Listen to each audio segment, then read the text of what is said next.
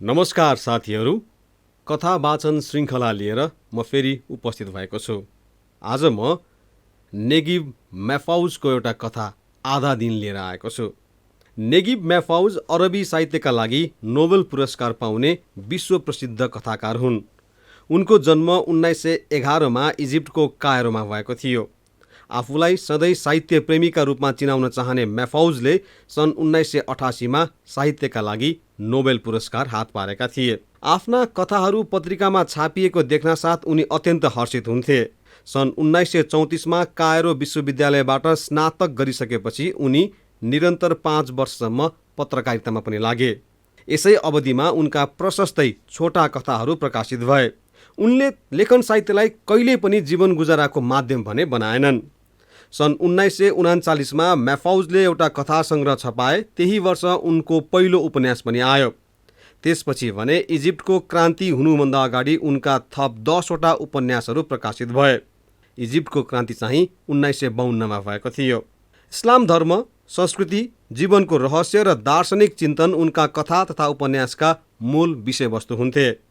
उनका कतिपय कथाहरू आधुनिक अरबी साहित्यमा उत्कृष्ट नमुना मानिन्छन्।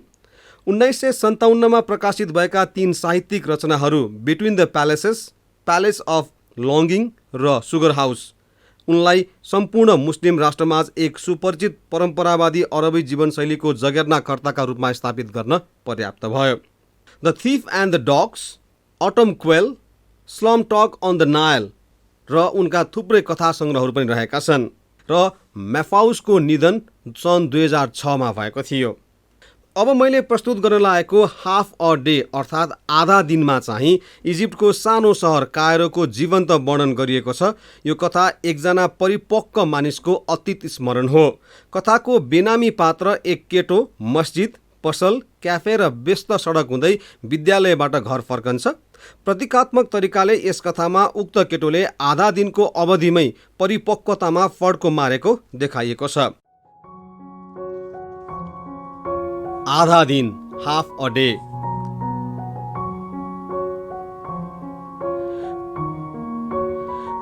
मैले बाबाको दायाँ हात बेस्सरी समातेको थिएँ। लम्किरहेका उहाँका पाइलाहरूलाई भेट्नका लागि मैले एउटा ससानो दौड नै सुरु गर्नु पर्यो। म एकदमै नयाँ पहिरनमा सजिएको थिएँ। नयाँ जुत्ता, हरियो रङको विद्यालयको पोसाक र टाउकोमा बेरिराखेको टार्बुस। नयाँ लुगामा म एक किसिमले खुसी नै थिएँ। साथसाथै मनमा एक प्रकारको अव्यक्त भय पनि फैलिरहेको थियो, कारण म कुनै भोज वा पार्टीमा जान लागेको थिइनँ। वास्तवमा मलाई जीवनमै पहिलो पटक जबरजस्ती विद्यालय लगिँदै थियो। आमाले झ्यालमै उभिएर हामीलाई हेरिरहनु भएको थियो। म पनि घरिघरि उहाँतिरै हेर्थेँ, मानौ मैले उहाँसँग कुनै आपतकालीन सहयोगका लागि हारगुहार गर्न खोज्दैछु। बगैँचा, बालीनालीका फराकिला फाँट, नास्पाती र एक्का दुई खजुरका बोटहरूले सीमाङ्कन गरेको सडकै सडक बाबु छोरा हिँडिरह्यौँ। मैले के गल्ती गरेको छु र विद्यालय जाने? मैले बाबालाई सिधै भने। अब आइन्दा म तपाईँलाई कहिले पनि पिरोल्ने छैन। मैले तिमीलाई विद्यालय लगेर सजाय दिन लागेको हो त लाटा? उहाँले हाँस्दै भन्नुभयो। विद्यालय जानु कुनै सजाय होइन। यो त एउटा यस्तो ठाउँ हो जहाँ तिमी जस्ता कलिला बालकहरूलाई ठुलो मान्छे बनाइछ। के तिमी आफ्नो बाबा र दाइ जस्तै ठुलो मान्छे बन्ने होइन? मलाई त अझै विश्वास लागेको थिएन बाबाले मलाई यसरी घरको ममताबाट अलग्याएर कुनै फाइदाजनक अपत्यारिलो संसारमा लग्दैछन् भन्ने कुरामा। अन्त्यमा हामी एउटा भव्य भवन अगाडि आइपुग्यौँ। त्यो भवन सडकको अन्तिम किनारामा उभिएको थियो। अग्ला पर्खालले घेरिएको सो भवन भूत बङ्गला जस्तै निष्पट्ट र नरमाइलो थियो। मूलद्वारमा पुग्दा हामीले भित्र चौरमा केटाकेटीको ठुलै जमात चिच्याउँदै र रमाउँदै गरेको देख्यौँ।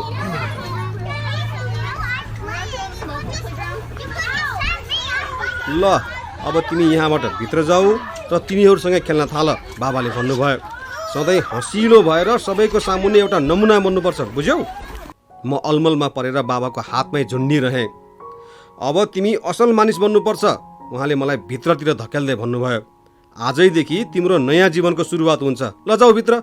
छुट्टी भएपछि म तिमीलाई यहीँ कुरिरहनेछु। म 1-2 पाइला अगाडि बढेँ र केही बेर रोकिएर चारैतिर हेरेँ। केही देखिनँ। त्यसपछि भने म जस्तै ससाना केटाकेटीहरू खेलिरहेको साह्रै रमाइलो दृश्य देखेँ। तर त्यहाँ मैले चिनेको एकजना पनि थिएन, न त मलाई चिन्ने नै कोही थियो। मैले आफूलाई बाटो बिराएको पदयात्री जस्तो ठानिरहेको थिएँ र सबैजनाले निकै उत्सुक भएर मलाई नै हेरिरहेका थिए। एउटा ठिटो सिधै मेरो छेउमा आयो र आफ्नो कलिलो लवजमा सोध्यो, तिमी यहाँ कोसँग आएका हौ? बाबासँग, म सानो स्वरमा सासले मात्र बोले। मेरो त बाबा पनि हुनुहुन्न, अस्ति नै मरिसक्नु भयो, उसले सजिलै भन्यो। म अक्क न बक्क परेँ। रोएको जस्तो दयालाग्दो क्वाइया आवाज निकालेर प्रवेशद्वारको ढोका बन्द भयो। केही केटाकेटी खुसीले उफ्रिए। घन्टी बज्यो।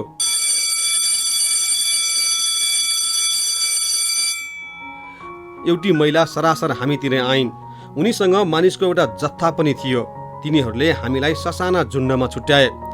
हामीलाई तिनैतिर वरिपरि तल्लै तल्ला भएको अग्ला भवनले घेरिएको विशाल चौरमा वक्र रेखामा उभ्याइयो। मानिसहरूले प्रत्येक तलाका काठे बार्दलीबाट हामीलाई नै हेरिरहेका थिए। आजदेखि यो तिमीहरूको नयाँ घर, ती महिलाले भनिन्। यहाँ पनि तिम्रो घरमा जस्तै माया गर्ने बाबा आमाहरू छन्। यहाँ धर्म र संस्कृतिसँग सम्बन्धित ज्ञान बढाउने रमाइला कुरा सिक्न पाइन्छ, बुझ्यौ? मेरो सानो, आँसु पुछ त अब, तिमीले खुसीपूर्वक जीवन सिक्नुपर्छ, बुझ्यौ? त्यहाँ हामीलाई प्रशस्तै व्यवहारिक कुरा सिकाइयो। हामी खुब रमायौँ।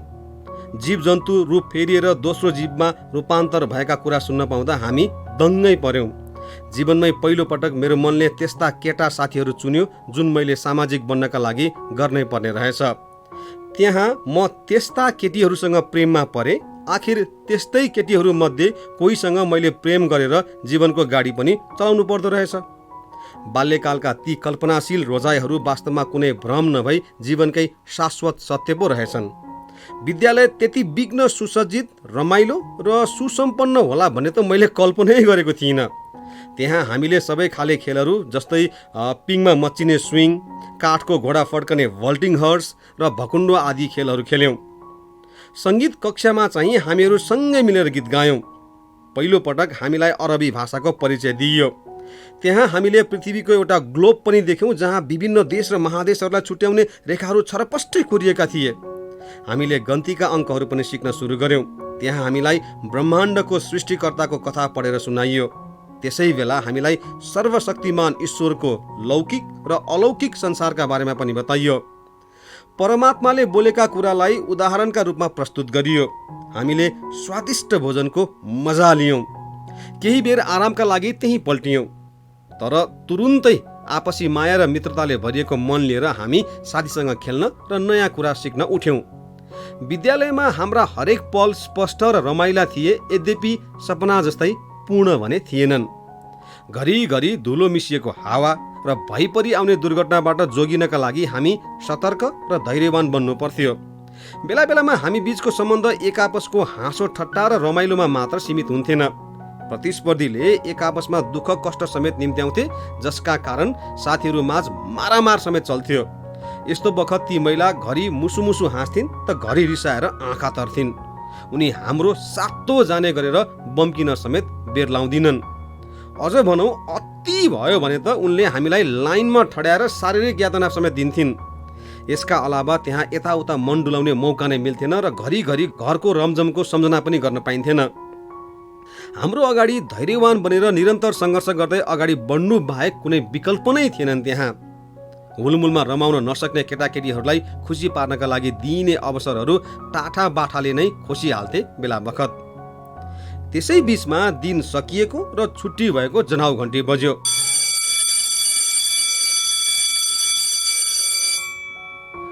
केटाकेटीहरूको ठुलै भिड भर्खरै खुलेको द्वारतिर वैरियो। मैले आफ्ना साथी सङ्गिनीतर्फ बिदाईको हात हल्लाउँदै बाहिर निस्किएँ र यताउति हेरेँ। तर त्यहाँ बाबालाई देखिनँ। बिहान उहाँले विद्यालय छुट्न साथ मलाई त्यहीँ कुरेर बस्ने बाचा गरेर जानुभएको थियो। म विद्यालय बाहिर मूलद्वारको छेउमा बाबा आउने बाटो हेर्दै बसिरहेँ। आशाको त्यान्द्रो नचुडिन्जेलसम्म म धैर्यपूर्वक त्यहीँ बसिरहेँ। अन्तमा मैले एक्लै घर जाने निर्णय गरेँ। केही पाइला अघि बढेपछि एउटा अधवैँसे मेरो छेउबाट पार भयो। उसलाई कहीँ कतै देखे जस्तो पनि लाग्यो। ऊ मुस्कुराउँदै मैतिर आयो र मेरा कलिला हात समाउँदै भन्यो, तपाईँको खबर के छ त ठुलो मान्छे? धेरै समयपछि भेट भयो नि, होइन? बिस्तारै टाउको हल्लाउँदै मैले हो भने र सोधेँ, अनि तपाईँलाई कस्तो छ नि? हेर न, देखेकै छौ नि, त्यति राम्रो छैन। र पनि सर्वशक्तिमान ईश्वरलाई सम्झिन भने छाडेको छैन। ऊ मसँग हात मिलाउँदै बिदा भयो र केही बेरमै मेरो नजरबाट बिलाए पनि। म केही पाइला अघि बढेँ तर सहरमा अचानकको परिवर्तन देख्दा म 3 छक परेँ।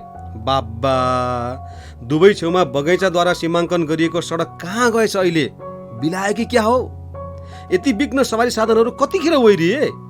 हुलका हुल मानिसहरू कहाँबाट आए? सडकको छेउ नै ढाक्ने पहाड जत्रा फोहोरका डङ्गुर कसरी आइपुगे? सडकका दुवै छेउका रमणीय चाक्ला फाँटहरू कहाँ बिलाए? त्यहाँ त अग्ला अग्ला गगनचुम्बी भवन मात्र थिए। सडकभरि केटाकेटीहरू चिच्याउँदै उफ्रिरहेका थिए र उनीहरूको आवाजले हावा नै गुन्जायमान भइरहेको थियो।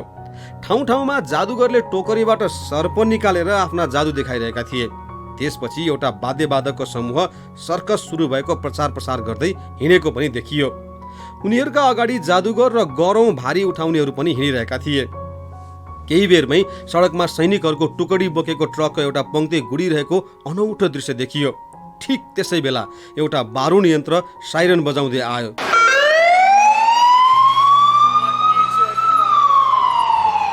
खै, यसले कसरी पो आगोले सखाप पार्न लागिसकेको ठाउँमा पुग्नका लागि गाडीहरूको यत्रो पङ्क्ति छिचोल्न सक्ला? गाह्रो छ। एकजना ट्याक्सी चालक र उसको यात्रुबीच मारामार चलिरहेको दृश्य पनि देखियो।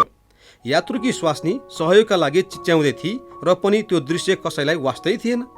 हे ईश्वर, त्यति बेला म कस्तो घोर आश्चर्यमा परेको थिएँ भने मेरो त रिङ्गटा लागेर टाउकै फुट्ला जस्तो भएको थियो। झन्डै पागल भएको थिएँ। सबेरैदेखि साँझसम्मको आधा दिनमै यति विघ्न घटना कसरी घट्न सकेका होलान्? निश्चय नै मैले घरमा पुगेर बाबासँग यिनको जवाफ माग्नेछु।